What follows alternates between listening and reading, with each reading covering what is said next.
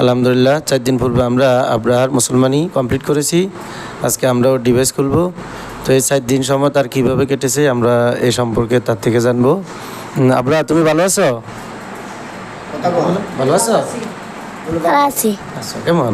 আচ্ছা, তুমি কি এই 4 দিন খেলাধুলা করছো? করছি। খেলাধুলা করছো কেন? এখন কি কোনো ব্যথা আছে?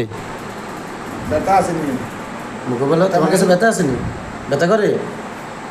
এখন কি ব্যথা করে? বুদ্ধি করা না, ব্যথা করে না, করে না। ব্যথা করে। করার আগে? আচ্ছা, যাক আলহামদুলিল্লাহ। সে হয়তো একটু ভয় পাইতেছে। আমরা তার অভিভাবক অর্থাৎ তার নানার সাথে আমরা একটু কথা বলবো। আসসালামু আলাইকুম রহমতুল্লাহ।